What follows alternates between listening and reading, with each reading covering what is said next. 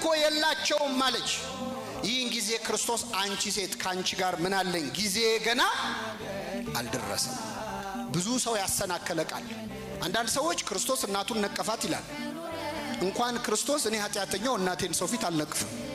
እናትን አባትን አክብር ያለ አምላክ ይቅርና፣ ግን አንቺ ሴት ካንቺ ጋር ምን አለኝ ማለት ነው? የለመንሽኝን ነገር እንዳላደርግልሽ ካንቺ ጋር ምን ጸብ አለኝ ማለት ነው። በምን አወቅን? በመጽሐፍ ቅዱስ አንዲት ሴት በዚህ በመጽሐፈ ነገሥት ምዕራፍ 17 ላይ ኤልያስ የተባለ የእግዚአብሔር ነቢይ በቤቷ እንግዳ አድርጋ ተቀበለች። ኤልያስ ቤቷ ሲገባ በሱ በረከት እግዚአብሔር ቤቷን ባረከው። ጥቂት ዱቄት ነበራት። ዱቄቱን ባርኮት ኤልያስ ጸልዮ 6 ወር ሙሉ ያንን ዱቄት ሲመገቡ ቆዩ። በኋላ የዚህ ሴትዮ ልጇ ድንገት ሞተ። ዮናስ የሚባለው ነቢይ ነው፣ ሕፃን ነው። የዛኔ ድንገት ሞተባት።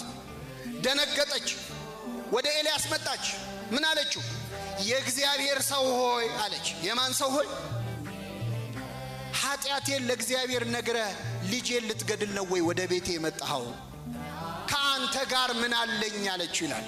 ካንተ ጋር ምን አለኝ ማለት ምን ጸብ አለኝ ካንተ ጋር ማለት? ከኔ ጋር ምን አለ አይደለም፣ እሱ ጸብ ነው።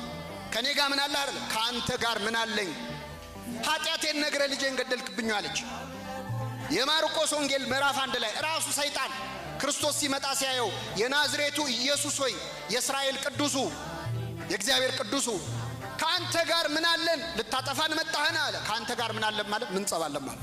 ስለዚህ ክርስቶስ ምን አላት? ካንቺ ጋር ምን አለኝ? የለመንሹን እንዳላደርግ ምን ጠብ አለኝ? ነገር ግን ይህን የማደርግበት ጊዜ ገና አልደረሰም አላት። ይህን ጊዜ ድንግል ማርያም ዞራ የሚላችሁን ሁሉ አድርጉ አለቻቸው። አገልጋዮቹ ታዘዙ። በእንስራ ሄደው ከጉድጓድ ውሃ ቀድተው ጋኑን ሙሉት አላቸው። ሞሉት፣ እስከ አፉ ድረስ ሞሉት ይላል። እኔ አገልጋዮቹን እዚህ ላይ በጣም አደንቃቸዋል። ምክንያቱም ክርስቶስ ከዛ በፊት ታምር ሲያደርግ አይተውት አያውቁም። ተራ ሰው መስሎ ነው የሚሰማቸው። ሂዱና ውሃ ቅዱ ሲላቸው ለምንድን ነው የምንቀደው አላ። ሄደው ቀድተው ሙሉ አላቸው። ሞሉ፣ እስከ አፉ ሙሉት አለ። ሞሉ። ይህን ጊዜ ክርስቶስ ወይ ውሃው ላይ አልጸለየ፣ ወይ እጁን አልነከረበት፣ ወይ አላማተበበት።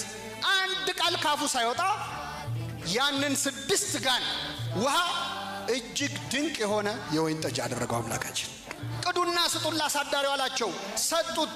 በቀመሰ ጊዜ አሳዳሪው አደነቀ ይላል። ምን አይነት የወይን ጠጅ ነው ብሎ አደነቀ። ይሄ ምን አይነት መሆኑን የምታውቁት አሁን ብዙ ጊዜኛ መጠጥ የምናደንቀው ጠጥተን አናታችን ላይ ሲወጣ ነው። እቺ ነገር ኃይለኛ ነች የምንለው። እሱ ግን ምን ባለ ጊዜ አደነቀ? በቀመሰ ጊዜ። ይሄ ማለት የክርስቶስን ስራውን ስትቀምሰው እስከ ዛሬ የጠጣኸው ነገር ያስጠላል፣ ቅራሪ ይመስላል። ለካ የእግዚአብሔር ስራ እንዲህ ነው ትላለህ። በዚያ ሰርግ ቤት ክርስቶስ ውሃውን ወይን አድርጎ ከመዋረድ አዳናቸው። አሁን ስለ ጠጅ እየተወራ ይመስላችኋል ወይ? አይደለም። ቤተክርስቲያናችን የትርጓሜ ቤተክርስቲያን ናት። ክርስቶስ ስለ ጠጅ አይደለም ይህንን ተአምር የሰራው። በወንጌልም የተጻፈው ጠጅ ስለሆነ ብቻ አይደለም። በሶስተኛው ቀን በቃና ዘገሊላ ሰርግ ነበረ ማለት ሶስተኛው ቀን የተባለው ዘመነ ወንጌል ነው። የመጀመሪያው ዘመን ዘመነ አበው፣ ሁለተኛው ዘመን ዘመነ ነቢያት፣ ሶስተኛው ዘመነ ወንጌል ነው። በሶስተኛው ቀን በዘመነ ወንጌል ሰርግ ነበረ የተባለው በድንግል ማርያም ማህፀን ውስጥ የተፈጸመውን የአምላክና የሰውን ጋብቻ የቤተ ክርስቲያንና የክርስቶስን አንድነት ነው። ከሶስቱ ቀን በፊት የኢየሱስ እናት ቀድማ በዚያ ነበረች የተባለው ከዘመነ ወንጌል፣ ከዘመነ ነቢያት፣ ከዘመነ አበው በፊት ድንግል ማርያም በአምላክ ሕሊና ታስባ ትኖር ነበር። ሶስተኛው ቀን ማለት ወንጌል ነው።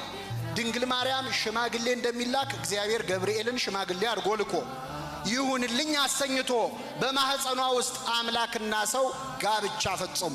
የተጋቡት ክርስቶስና ቤተ ክርስቲያን ትስብእትና መለኮት